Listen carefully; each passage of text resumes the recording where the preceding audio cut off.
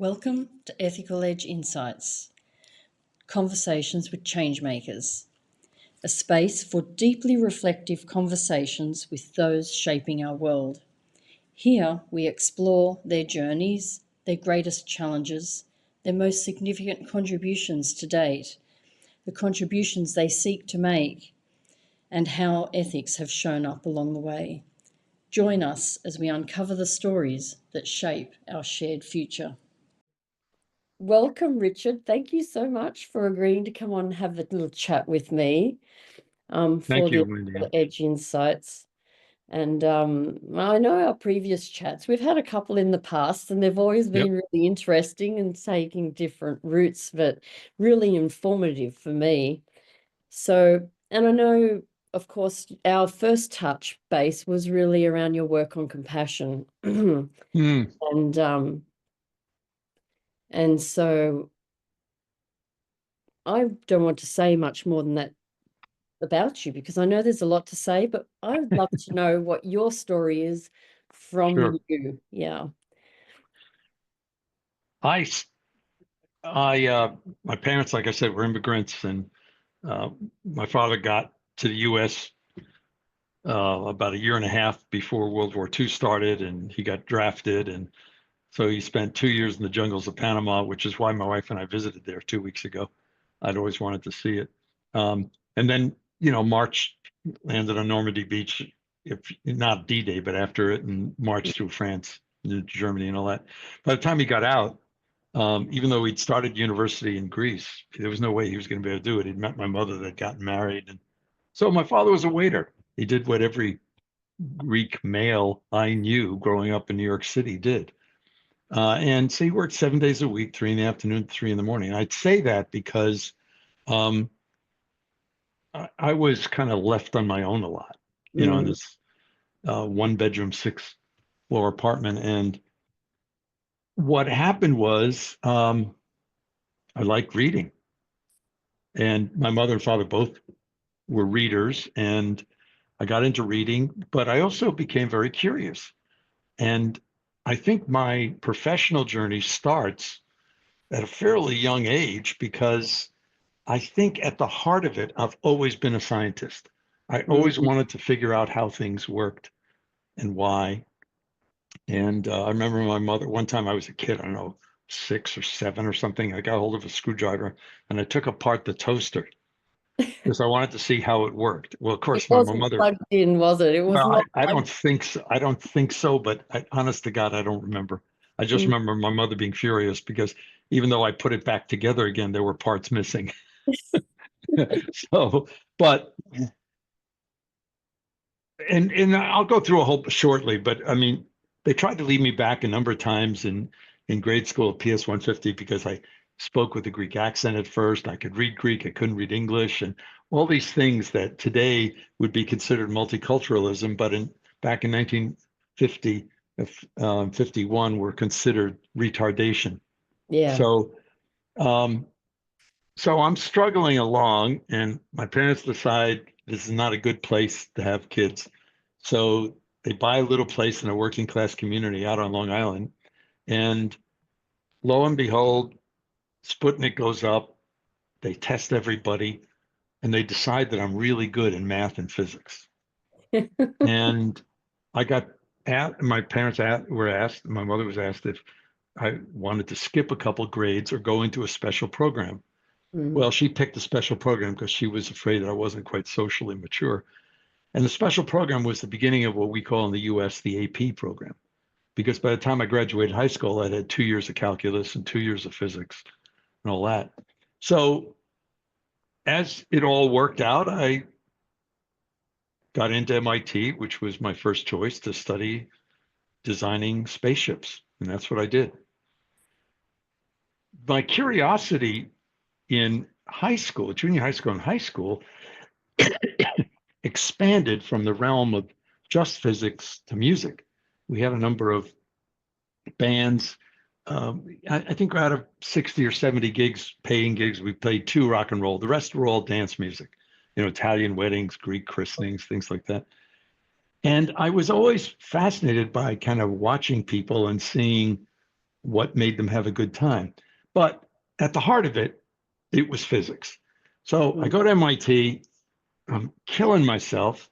I'm barely pulling C's, because the problem is if you're really, really smart in high school, you get to MIT and everybody's really, really smart. And um, I ran out of money my junior year, and I had too many loans. The government wouldn't back anything, no bank would. My parents couldn't help me out financially. I was putting myself through. So MIT got me a job doing what I was being trained to do. So for 5.5 months, I worked in the experimental gas dynamics research unit at Northrop Norraya in LA. And working on the reusable booster proposal and all that kind of stuff. And what I discovered, because they wouldn't let me into space in those days because I had to wear glasses. And in 1966, you had to have perfect vision or you didn't get into the space program. So what I realized was that life was boring because it was sitting behind in a cubicle programming computers. And I went back, I finished. I'm much too compulsive not to finish. So I finished my degree in aero and astro and didn't know what to do. I didn't want to go into the restaurant business. I didn't think I was quite good enough to be a professional musician. Have you contemplated going in a spaceship now as a passenger? I would if I was healthy enough. I'm not. I think I've had very high blood pressure for the better part of 40 years. I don't think my physician, I mean, it's now all normal, but it's with a lot of meds. Yeah. And I'm not that, I mean, my wife I'm still pretty active, but no, I don't think I could physically pass. But you'd Although I love would love to, to. though. Oh, Yeah. I would love to. I would love to. And what happened was I'm taking a course. You'll love this. They had a set of courses in management. So I figured, okay, let me take some management courses. It's got to be easy. Look at these idiots we had out at Northrop. So one of the young fellows gets up. They had this thing where faculty would give about a 15-minute description of their courses that didn't have prerequisites. And one of the guys was finishing a PhD from Harvard in psychology, but he was on the faculty. And the course sounded like utter crap to me. It was organizational psychology. But during his description, he said two words that made me run to the basement classroom to get in. And those two words were no tests. No tests. Yeah, I've always been test phobic. I didn't know that at the time. I mean, it wasn't until years later at Harvard in my PhD program that I discovered just how extreme that was. Yeah. And, growing up in a working class environment, a working class community, I mean, who knew, the test prep courses didn't really exist. And if they did, it was for the rich kids, not even, the middle class kids. So, so I take this course and I discover, I'll make it short. I discovered that it's fascinating, this psychology thing. And I wanted to study how managers didn't help their subordinates. And Dave Kolb, the father of experiential learning theory, and said to me, well, we have this data on how our MBA students or the 28 to 30-year-olds at MIT were helping or not helping each other. They'd been collecting data for almost 2 years. And he said, we haven't analyzed it yet. You want to analyze it? I said, yeah, I'd much rather work on real data. I killed myself for my term paper. He liked what I did. I started. So he gave me a job for the summer. By the end of the summer, he had introduced me to a number of faculty, and I got into a series of PhD seminars. Here I was a senior, but as long as I showed up in those days, you wore a sport coat and tie if you went to a graduate class. And people thought I was in a doctoral program. I mean, I couldn't write English, and I was taking courses with people who at the time were giants in the field, but I didn't know it because it wasn't my field. Ed Schein. Ed Schein became a personal mentor of mine. I took several courses with him. Dave McClellan, who was on sabbatical from Harvard, Everett Hagen, who started the Psychoanalytic Historical Society with Eric Erickson in Boston, people like that. And they convinced me that I should go to graduate school, which I didn't think I could because I didn't have any money. I was heavily in debt. And then they convinced me that I should go for a doctorate, not do a master's, and that I should go in psychology. And the next thing I know it, they helped me get into Harvard. So, Well done. yeah. And the relevance of all this is that the study that started this all in the spring of 67, Dave Kolb and I ended up publishing 2 papers off of that data. And that was the early, during those 2 studies, we developed the early version of what now is my intentional change theory. So my whole career in the social sciences has been focused on how do we get sustained desired change? Mm-hmm. And the twist is I was always interested at the individual level and in terms of dyads, pairs, teams, organizations, communities, and at some level, country level. So, because by 1970, I was still in my PhD program when I developed a therapy program based on research Dave McClellan had started that I joined. And I started working with alcoholics and drug addicts, training therapists. So for the better part of the next 8, 9 years, the feds picked up this thing and they were paying me to train therapists all over the US.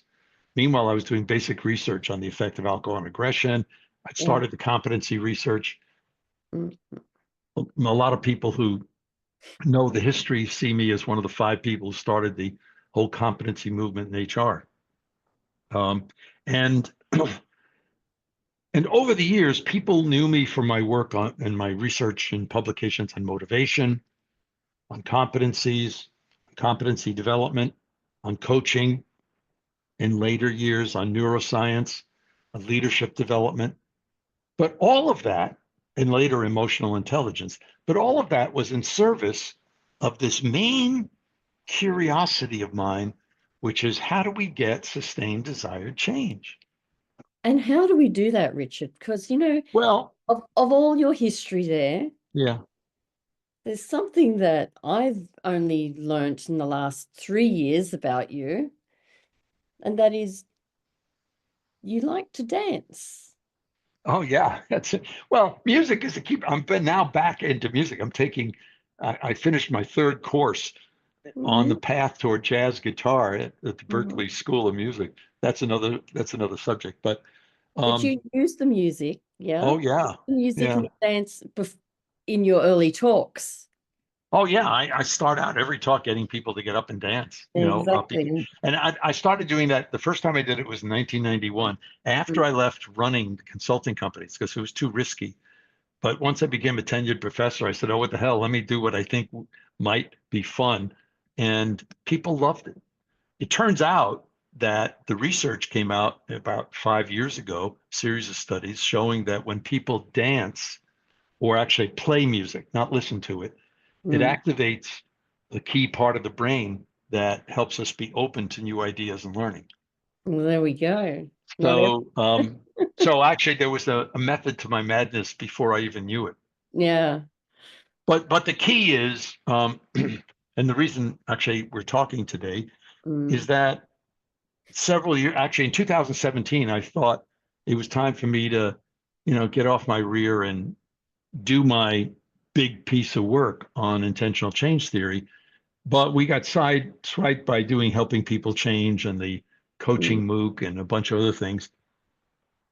But my book, The Science of Change, has just come out in October and late October. And it's my magnum opus. It's the integration of 58 years of my research on sustained desired change, on intentional change theory at all these levels.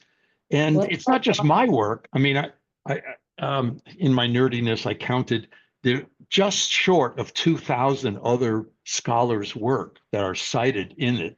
So it is a scholarly work about this issue. And intentional change theory basically has 10 principles, and It describes a series of phases of discovery that happens using complexity theory Mm. and tipping points that enable people to change.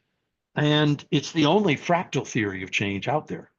And I've reviewed, I think, pretty much every theory of change, not models. Consultants build models, but actual theories that are tested or testable Mm. to be, because you have to be able to falsify something, otherwise it's not a theory.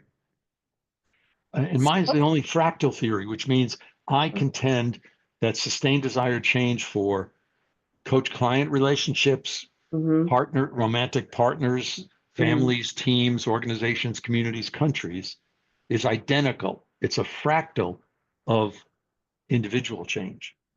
So, what's that like for you to have come to this end of your career? Not that it's the end, I don't mean to imply that at all, but at this side of your career, and to have put out a piece of work like that, and that it's a culmination of really Right. your whole career of intentional change. When we got the actual first physical copy of the book that the Mm. publisher sent me at home, I opened it up. My wife said, "Oh my God, that's so exciting." She grabbed her camera and took a picture of me right away.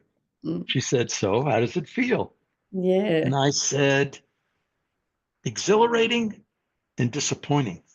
And she said, "Disappointing?" I said, "This is my life's work. It's Yeah. one measly book. I expected a multi-volume series, the Oxford English Dictionary kind of thing. But Mm. but seriously, it is both of those feelings. It is liberating. I think that I have been able to encapsulate a research base, which we'll talk about in a minute, but that's where, for me, ethics comes in. Mm. Uh, a research based for helping people think about how to change, whether it's an individual or a country or a community or a team. And not all of it is, matter of fact, there are, in almost every chapter, there are pieces that most people would say are counterintuitive or go against the grain of current recommended practices. Well, that's interesting. Yeah. No. Going But to, it's also scary in the sense that now it's out there, and yeah. um, if I don't get nominated for a Nobel Prize, I'll feel bad. But that's joking, seriously. But if people don't, I mean, I wrote this book. My prior four books were written for practitioners. This Okay. one is written for scholars and what I'd call advanced professionals, Mm-hmm. professionals who want to be able to do what's right rather than what's marketable or expedient or woke or currently politically correct, because all of those things don't stand the test of research. Okay. So, and I know you've got a bunch of people that like to work with you, and we'll be expanding your work, no Right. doubt. I hope. Yeah. So clearly, intentional change, looking at how people change, has been one of your major contributions to the space. Is there anything else that maybe isn't so well known, aside from your dancing, music and dancing prior to giving talks, that you are particularly quietly proud of? It it's a odd thing, but I never even put it together until one of my good friends pointed it out to me decades later. I mean, Dan Goldman and I were in graduate school together. We were in our doctoral programs together, Mm-hmm. and we worked together over the years. But we started up again when his EQ book took off in '95, doing a lot of stuff. And somewhere in '96 or '97, we're at a meeting that we hold, a small group of us, several times a year, and he said, "You're a wise ass. You're still a wise ass." And it dawned on me that laughter and having a sense of humor has always been very important to me. Mm-hmm. So much so that I will say things in meetings because I think they're funny, and knowing that 1 out of 5 times it'll come off like a dud or I'll look like an ass, an insensitive ass. I'm willing to risk that if the 4 out of 5 times other people laugh. Mm-hmm. Again, um, I have since discovered Mm-hmm. that laughter and playfulness is one of the things that stimulates the key part of my theory. Now it's built into my theory, which is it stimulates the positive emotional attractor, which is the only antidote to stress in the human body. But it Mm-hmm. also enables people to have a momentary um, pause from all the stressors and defensiveness to being open. Yeah, it's like breathing life into everything, isn't it? Exactly. It's like Mm. deep breathing, like. Yes, exactly. So that's, I mean, I would say, but because I've published in a lot of different fields, I Mm. got awarded a distinguished university professor in 2010 at my university, which is given to the top 1% or 2% of the faculty in the whole university, because I publish in 7 fields. Now, Mm-hmm. what that means is I'm not always, people sometimes are confused as to what I am. I mean, there are people who think of me as the competency researcher. There are other people who don't know about that and think of me as a qualitative methods researcher. There are other Mm-hmm. people who don't know either one of those and think of me as coaching, other people as leadership. So the dilemma is I move in and out of a lot of these different fields. I publish in dentistry and neuroscience, in psychology and management, in education, et cetera, et cetera. The funny thing is that I think it's because what I'm studying crosses all of the fields of human endeavor, because what I'm studying is change, is learning and Mm-hmm. change. Mm-hmm. Has there been a time where you've given a workshop on this and it's just something really, I mean, it's probably happened a lot that something profound has happened, but has anything really stood out to you of an outcome, like really immediate kind of outcome from working with the types of strategies that you might employ for change? Well, I have to allow for the fact that there are two different, very different types of what I would call discoveries, which Mm. you might think of as outcomes. One is the emotional psychologist side of me who, when I was listening, my wife and I went to hear a lecture by Jane Goodall. We were still living in Cleveland at the time and went to the University of Akron. And there was something about her telling her story that struck me, that she kept talking about the different people who were mentors of hers. And Mm, um, I don't know, a month or two after that, I was giving a keynote at a big conference, and Warren Bennis, who had been one of my mentors, was doing it before, and his book had just come out about his biography. You know, because the guy went from fighting in the Battle of the Bulge in World War II to being the president of a university and a very well-known leadership researcher, all these other things. And I said, Warren, you've had a phenomenal career. You've done 5 times what most people would aspire to just doing once. I said, but what struck me when I was reading your book is you could have told the whole story in terms of the people that were mm, key to you along the way. mm, So in the spring of 1999, I was invited, because prior to COVID, I was crossing an ocean every month giving speeches. And it was at the Hay Group, the big consulting company's annual client conference in Florence, in Italia. I decided back in when I became a professor, I wanted to do exercises. No matter what my lecture was, I wanted to do exercises. I mm. wanted people to feel Yeah. something, because that was what I could do. And I could Mm, go into the audience, whether it's 50 people or 2,500 people. And I've done this all over the world. So, the room had, I don't know, 800, 900 people. And I did this exercise, which I now do several times every week. And it's called Who Helped You the Most Become Who You Are? And mm, I get people to think of those people. Then I get them to think of a moment with each one of them. Mm. And then I get them to share it with somebody. And I just get the audience to turn and talk to each other in 2-3 minutes. Yeah. And what I discovered was the emotional response was, oh my God. So much so that in some way you could just hear the volume, and especially on an auditorium.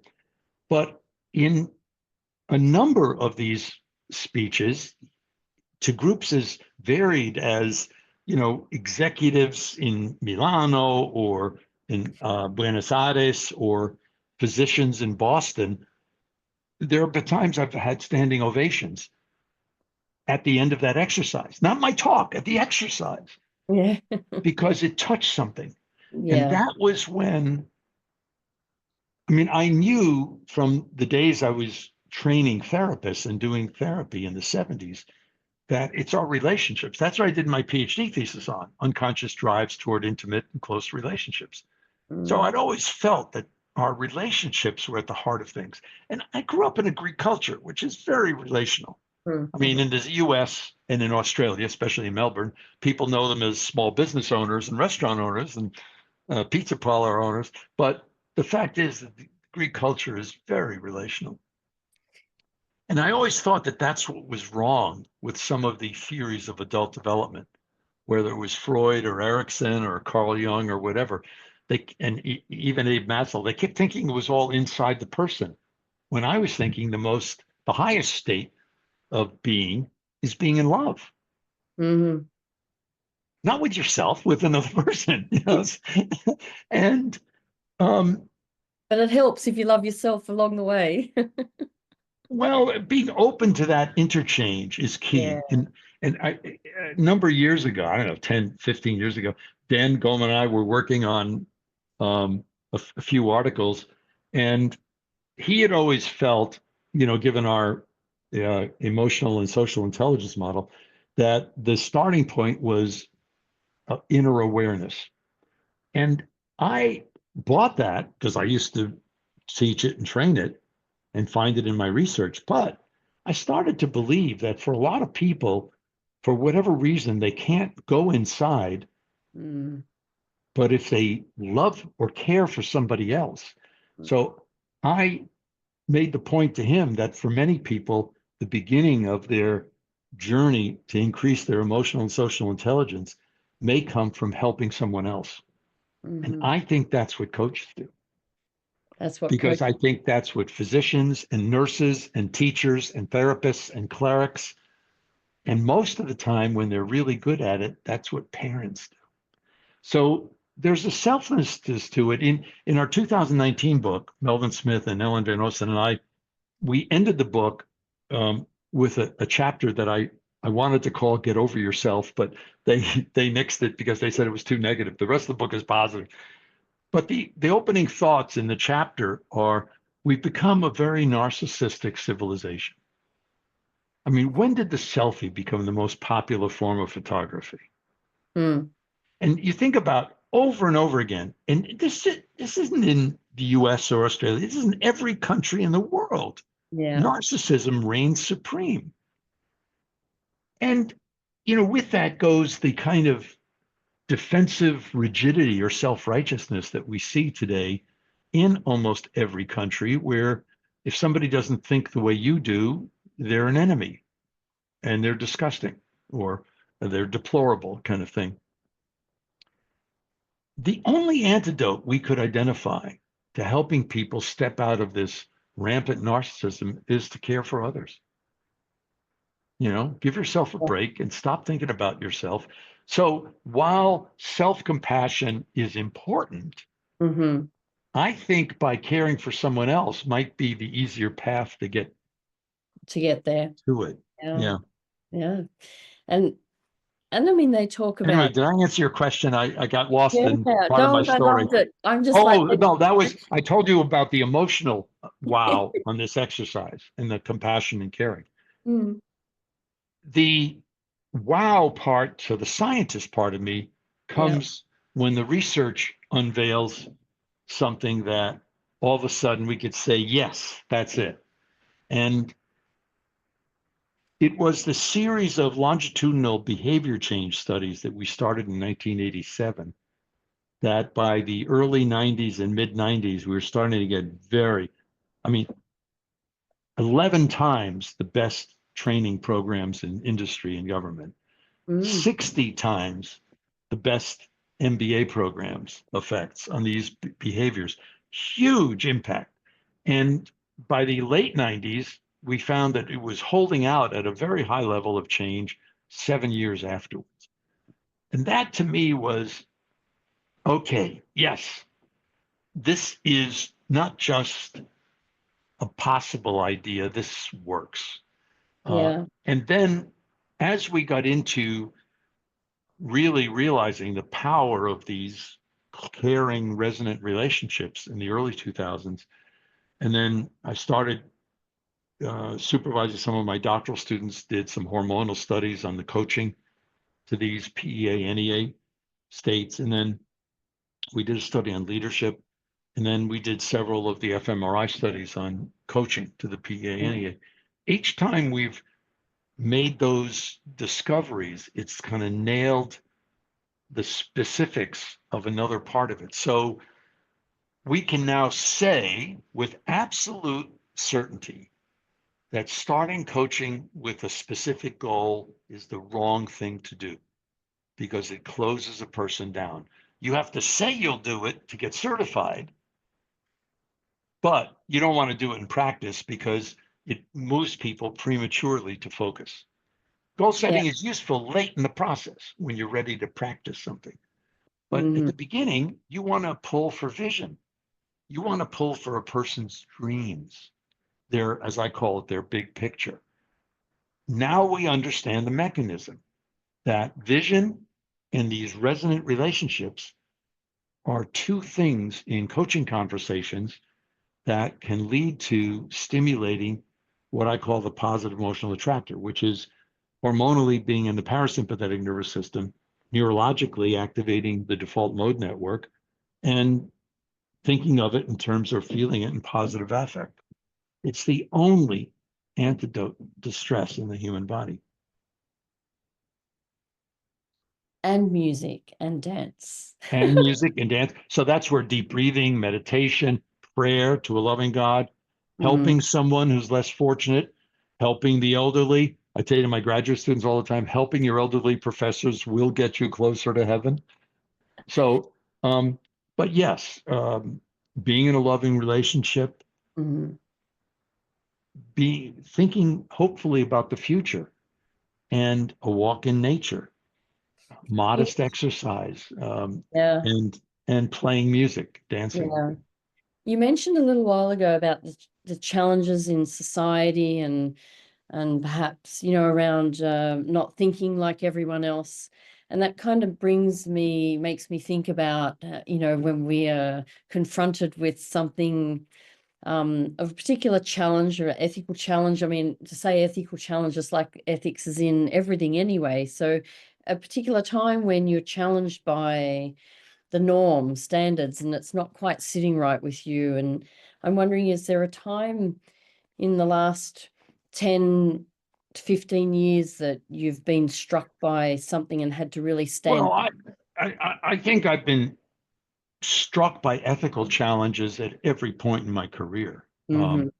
And um, part of it has come about by me wanting to discover whether or not there's any validity. So I really do value science. And I think that in helping professions like coaching, if we're not grounded on good research, we don't have an intellectual integrity. And most coaching right now is still based on fads. So, And the fads may be right or not, but they're fads until they're tested. So and I started this on work on motivation and then on the work on the competencies. mm, And actually about every 10 years of my life, I veered to one other angle on this stuff. And one of my doctoral students, Kylie Rochford, is now faculty at University of Utah. she came back from a conference once. She said, and Richard, I figured out you're not leading edge in your thinking, you're bleeding edge. You start to push an idea, and Mm. which is actually true. And I got this from my thesis advisor, my main mentor, Dave McClellan. He would push an idea, whether it had to do with some psychological dynamic or behavior or change issues, and years before other people thought it was even credible. So I've gone through 4, maybe 5 cycles of really promoting a set of ideas to getting absolutely harangued at professional meetings and journal article reviews, and just horrible stuff. I've been accused of being a baby killer more times than I can count, and just destroying people and this and that, just horrible stuff. And then 10 years later, having a whole lot of people say, that's really interesting. And 15 years to 20 years later, people adopting it as the norm. So give me an example of a And time. that's what I call having to face the ethical challenge, because I could have easily buckled under and gone along with the current prevailing thoughts.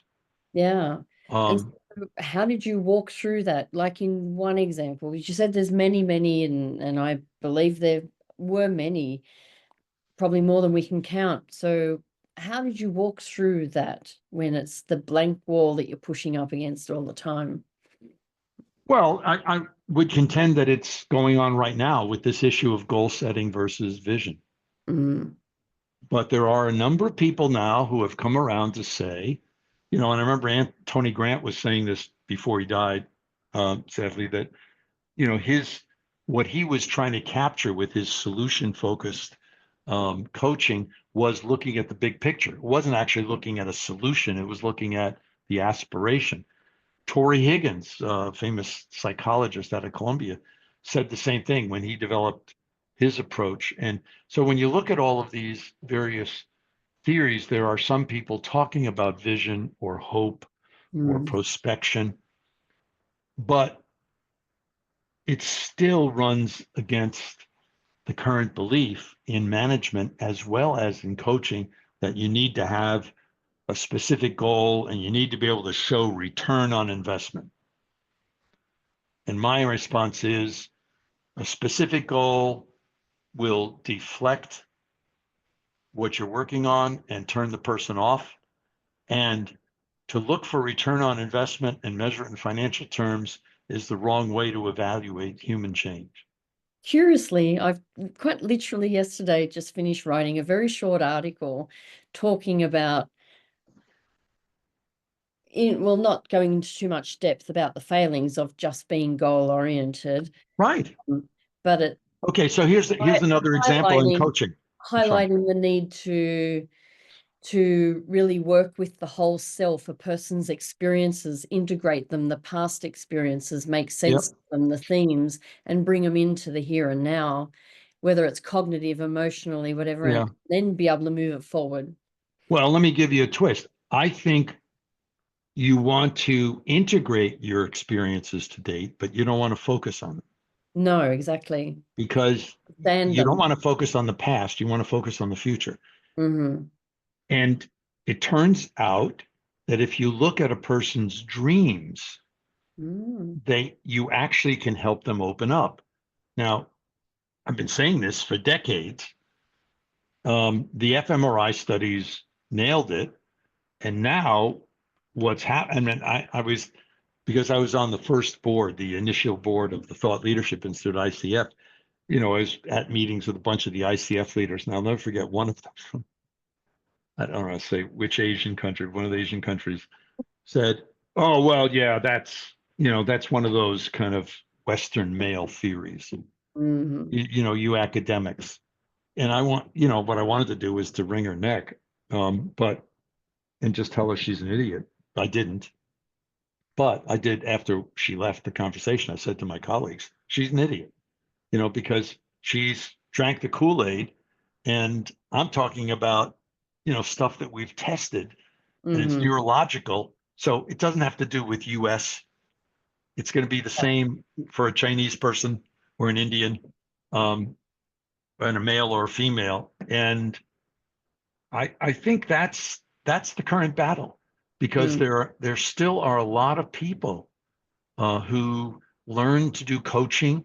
There's a group that does results-based coaching, and they literally think, well, just one of them told me I was blaspheming, when I was talking about this kind of thing, and then there's the people who want to they want a seat at the C-suite, they want to talk business numbers, and my feeling is, as a coach, sometimes, or very often, the most powerful impact we have on somebody is to help them articulate or find their dreams, not change their behavior, not become a better fit with the corporate culture that they're in.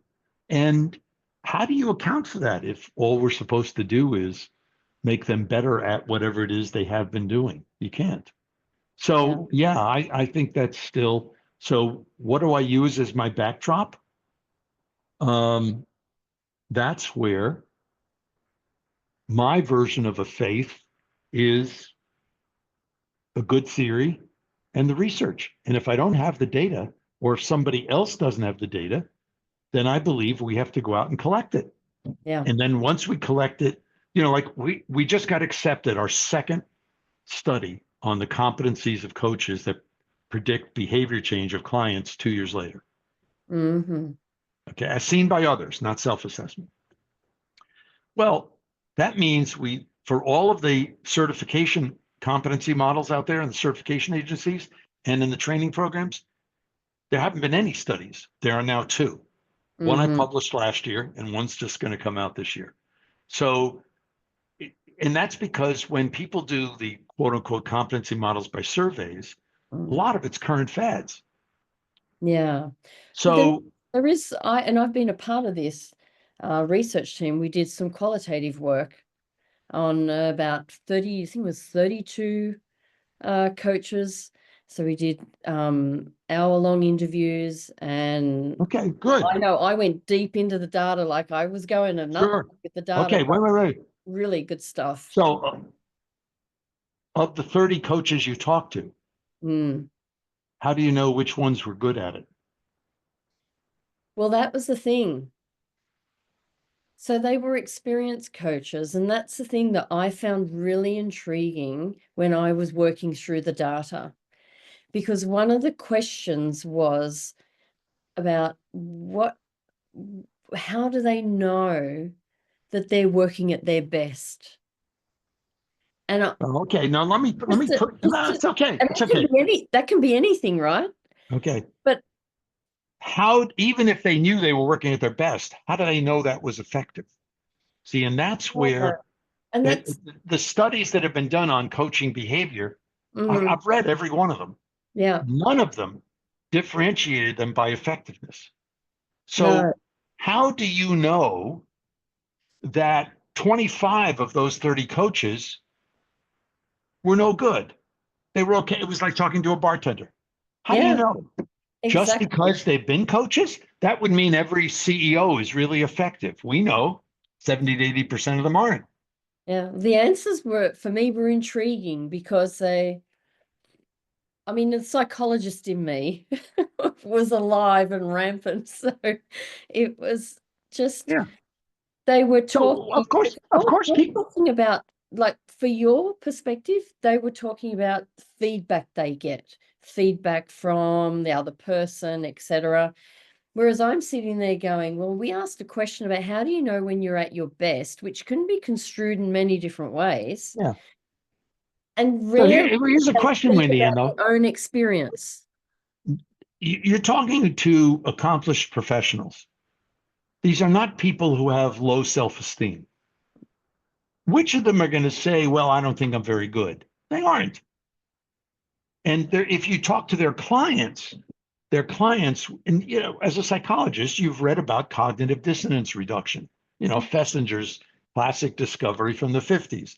Well, as soon as somebody's been coaching or been a coach or been coached, they are going to show cognitive dissonance reduction by saying it was valuable. They just put all this time, effort, and maybe money into it. And so that's the trap. So Mm. when we talk about ethics, Mm. ethics in terms of doing good or bad is not even a competency, Mm. because unless you're a psychopath, you know the difference. I think ethics is whether or not you're willing to ask the unaskable question, or question assumptions, which Chris Argyris used to say. And in this case, the problem with your research design was you don't know whether 5, 10, 15, 20 of the 30 people you talk to were really good at it. Yeah, That if you, that's not what we were investigating. We were investigating how they understood their development. But yeah, well, I know, but who cares about the people who aren't very good at it, how they understand their development? I don't. What I care about, so because I always have about 14 doctoral students I'm advising in any given moment. mm-hmm. And on the qualitative studies, because the study that's just got accepted is a qualitative study. Mm-hmm. But we had two sub samples of coaches. We had one sample of coaches, their clients, the average of their clients showed positive improvement in their behavior on these 12 competencies 2 years later, again, as seen by others, not self-assessment. And we had a subsample of coaches that was negative, that their clients actually did worse 2 years later. Mm-hmm. Mm-hmm. So I'm not saying it's the end all be all. Look, it's one study. It's actually two studies. Mm-hmm. But if more people start to introduce this into their methods, so if you would use some criteria to sort out the more effective and the less effective, what you found as differences would be really interesting. Yeah, it would be Now, interesting to know who was more effective and who wasn't yeah. from that sample, to Now, be honest. what you look at for effectiveness could vary. I mean, Yeah, Margaret Moore, a friend of mine who started the Institute of Coaching in Boston, yeah. one of the three people, she does it in terms of all of her works in hospitals. So she does it in terms of health outcomes. Mm. It's easiest for me to do it in terms of emotional and social intelligence competencies because we know they predict effectiveness. Um, but again, as seen by others, because self-assessment's delusional. But you could do it in terms of other characteristics. The only thing I'm saying is you have to introduce that into the design, because if I talk to just 30 coaches and let's say 20 of them aren't particularly good at it, I've now filled my head with ideas from 20 people who I don't want to have as a standard.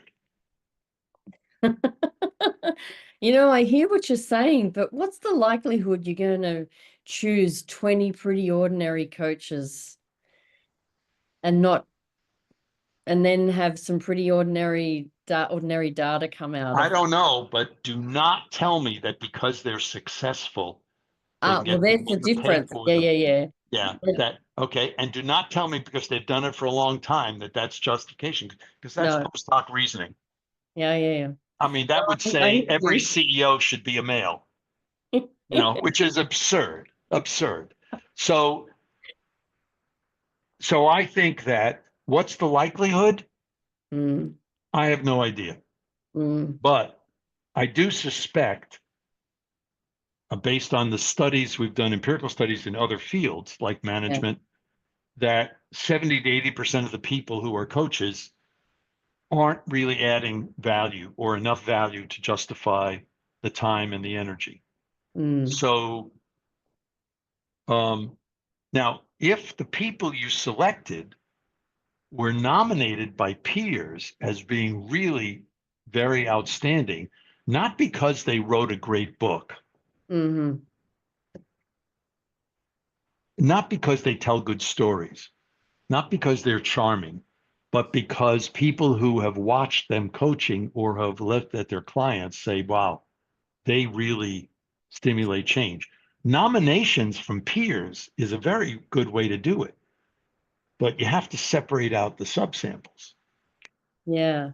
Although you could argue that given that there was a group of coaches who were undertaking this research, that they were peer nominated because those researchers nominated them. So there's arguments all the way around, but potentially. So, no, peer nominations could be effective, but you have to be careful as to the fact that they weren't doing it on the basis of, um, The I mean, so for status, example, etc. if you use peer nominated but don't check carefully what you're asking them to nominate, people are going to nominate people who graduated from the more prestigious universities. So Mm-hmm. because you got a degree from Monash, doesn't mean that you're not going to be quite as good as, or from Sydney's coaching program, that you're going to be better than somebody who got a coaching degree from Queensland. Mm-hmm. Mm-hmm.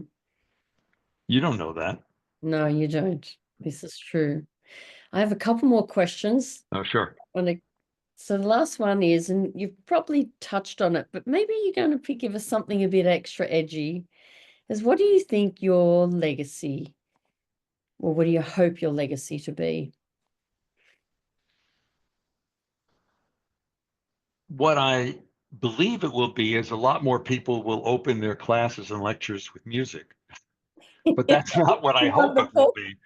No, that's already happened. I've got legions of people who already do that, and and it's kind of mixed feelings when I talk to people who I'll meet and they'll say, "Oh, I went to your speech 10 years ago," and I say, "Oh, what did you like about what I said?" And they said, "The way you opened with Aretha Franklin." There So you go. it's very likely that that will be my legacy. But I hope that this combination of understanding how to release the energy inherent in people's dreams, in their hope, Mm, and that, and to understand the importance of close, caring relationships. That, I mean, I'd love intentional change theory to be one of these change theories that everybody cites when they cite the 4 or 5 major change theories. That's what I'd hope it would be. mm-hmm. But at some emotional level, if I can get those two things into people's feelings, not just their consciousness, I will feel like, yeah, I did what I'm supposed to do in life. I did my purpose, or I did Nice. what, if you believe that, God wanted me to do. Yeah, lovely. And we move on to the last question. What do you believe is the most pressing issue we have in our field of work today, and what are you doing about it? Which field of work? Clarify, because Yes, I know you're all over the place. Choose one. Just go, oh, going this come on, come on now. direction. No, you choose one. You're the one who's going to write this up. Choose it according to your audience. No, I'll give you an answer, but just choose it according to your I audience. know. So you're going across many fields. So, you know what? I'm going to stick with my home ground, psychology. Okay, psychology of what? Sorry to do this to you, but So I'm talking about you in your work and your areas that you work in. So I've given you a broad domain of psychology. Whoops. And I just was asking you, what do you think is the most pressing issue today? relationships. Relationships. What about? And I would say that for both leadership and for coaching. Mm-hmm. I would say it for physicians and nurses. I would say it for faculty and teachers and clerics, that everybody gives lip service to relationships, but then they somehow go about their activities like their tasks. Mm-hmm. And that's not the medium. I'll give you an example. Do you mean their relationship activities? No, I'm talking about the quality of relationships. as being the one thing that I hope people do more research on and Okay. start to rediscover. I mean, philosophically, it goes back to Martin Buber's I and thou versus, I and it. But it has to do with this notion of, I think, caring relationships where there is a degree of care um, and desire to understand each other Mm. is at the heart of all of this stuff. And I was just reviewing. I reviewed two journal articles for two journals this morning, and one of them I was commenting on the fact that I think the quality of our relationships is the mediating variable in research language to almost any individual characteristic producing outcomes. Mm-hmm. And that's because the quality of our relationships transform anything that we have as an individual disposition. So whether you're using, Myers-Briggs or right brain, left brain, or any of these various typologies or competencies, the quality of the relationships that you have with the people that you interact with the most frequently at home, at work, in leisure will morph them. And that means that if you're in relationships where there is a higher degree of shared purpose and meaning, you'll come together in ways without talking about it. If there is a higher degree of shared caring back and forth, Mm. people will feel not just psychological safety, but they'll feel seen and heard and honored. And there's some other characteristics, shared mindfulness, shared energy. Mm. But when we have that, and too often, for example, in the leadership field, people are still chasing characteristics of leaders. Mm-hmm. And to study that without studying the relationships is ridiculous because leadership is a relationship. And just Mm-hmm. because somebody follows you doesn't mean, just because somebody reports to you doesn't mean they follow you, because they could be spitting in your coffee before they bring it to you. Yeah. So the issue is to shift the study of leaders to leadership relationships, to shift the study of coaching to the coaching relationship, to shift the study of physicians and nurses to patients to the study of their relationships. Not to say the other characteristics aren't important, but we're doing a lot of that. We've done a lot of it. And right now, what we're missing is the interaction. I believe if we do that, then we'll start to realize that the power to help us develop our relationships to better things for each other and society will come from positive emotional contagion. And what we'll realize is negative emotional contagion holds us back. You know, what you're saying has me want to ask you what you think the relationships are like between coaches within the coaching field. I think the current, not preoccupation, but the current um, recurring fixation around coaching supervision reveals something important, that when you're in a helping profession, because I remember this back in the 70s when I was training therapists, you can't do it alone. And we used to have a saying that every therapist should have their own therapist. I actually think it has to do with peer coaching in groups. I think, and which is the real future of coaching, by the way. But I think that coaches, for them to be able to sustain their own positive energy, their own excitement about what they're doing, they have to be a part of what we could call a coaching study group Mm-hmm. or a coaching peer coaching group. Mm-hmm. That would help provide the benefits of supervision, but also give you a sense of belonging. Mm-hmm. And I think we seek that out. I think the reason some of these coaching associations have become so powerful is that people, it's not like they have to be with the same people who promote the same approach to coaching. I think people want to be with other coaches and talk about stuff. And the thing is that it's not that you always talk about coaching, because if it's a social identity group, you work professional and personal development. Mm-hmm. Mm-hmm. That's interesting. So I've started these case study groups with the Coaching Ethics Forum that I've been built over the last few years. And this year, for the first time, I have other people coming in and facilitating those. Whereas last year I did them all myself, and I don't want to. I much prefer other people to come in. So I hope that lands for people. Here's two things to think about trying. One, once the group learns some norms about being constructive and positive, forget about the facilitator. Mm-hmm. You're talking about a group of professional coaches. Boy, if they can't figure out, nobody can.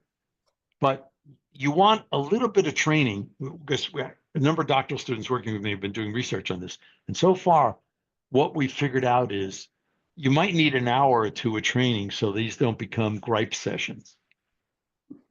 But there's a power in not facilitating and everybody feeling equal responsibility. So that's one. Well, Secondly, the case study approach is a great way to do it, but you're mm-hmm. still focused on the professional development. Find a way to segue that into case issues that you're facing in life. Yeah.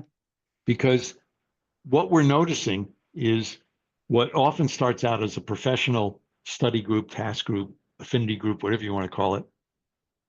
If they continue to develop, they all of a sudden hit a point where they're working both professional and personal. And then the next stage of development is they become a social identity group. In one of the studies that Roman Turekin was doing with hosted groups like YPO and things like that, he found the sensitivity to that to be a gender difference. That Really? the women talked about feeling the group was really gelling when they talked about personal issues, not just professional issues.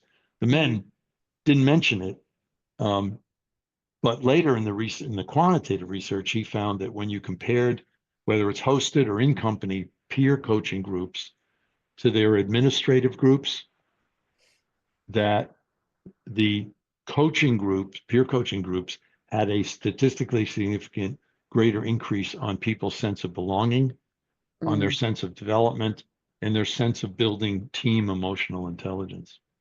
Yeah, well, their sense of development, but also their actual development, because I mean, Oh often, yeah, you know, right. the everything that's happening is running in parallel. It's not like you're this, well, I would hope not, that you're this one person here in that space and one person here in that space, and the two never meet. And I'm sure they do. I mean, I know my own coaching experiences that sometimes you're better off working in that domain, knowing it's going to work in that domain, but they're open to being there, not there. Right. So it makes perfect And sense. and the reason, I mean, I make this argument all the time, is that, I mean, while there's an important reason for social justice to pursue diversity, Mm, I think the more enduring aspect of pursuing diversity is is the desire for innovation.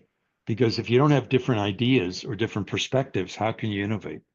mm-hmm, mm-hmm, But you have to be able to talk to each other, which is where a lot of the DEI programs failed, is mm, they were NEA guilt-inducing based, not pursuing how do we help each other understand the differences. yeah, Um, yeah. Well, we've had quite a chat. Thank you so much for coming on. oh, it's been And fun. Yeah.